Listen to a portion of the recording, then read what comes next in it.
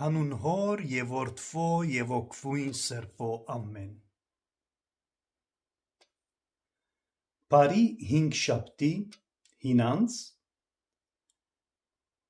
շարունակելով մեր մխիթարյանագիտական ներկայացումները թիվ 17-րդը նվիրված ընթերցումին անգլիացի գրագետ Գրահեմ Գրին Հովհաննես 20-9-րդի գրքույկին։ Այս բոլորը անշուշտ արևմտահայերեն աշխարհապարի թարգմանության առիթով։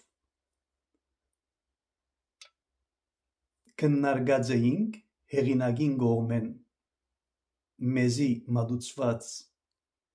ճակատը գրքին, ապա իմ կողմես շարադրված համառոտ ցոնը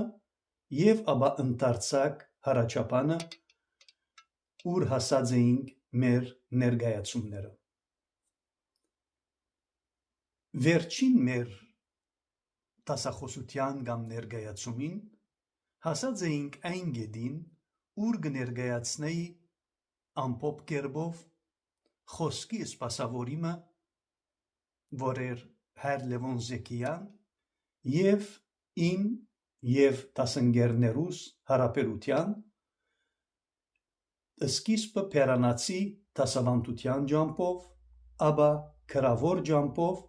բայց միշտ որպես խոսքը փոխանցված ոչ միայն իբր արտաքին իրականությունը անձեն, այլ որպես անձին իսկ էությունը ցոլացնող իրականությունը, հետևաբար նաև որպես կյանքի ոճ։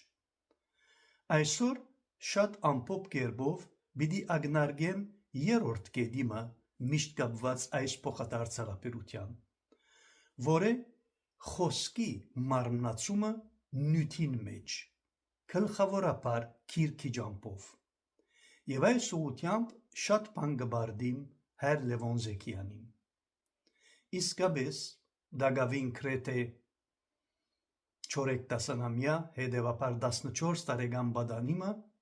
երբ Սուրբ Ղազարի մայրավանքի մեջ լիգիոնական առաջին տարի սկսկսեի, ինքը եղած է այն ուսուցիչներեն, այն խոսքի սպասավորներեն, որ հատուկեն մեզի կհայթայթեր գրականության և հատկապես հայագիտության մարզերեն ներս գիրքեր և զանազան կարևոր և անհրաժեշտ ադակցներ, որ մեր փոքր տարիքեն արդեն հատկապես իմ բարակայիս եղած է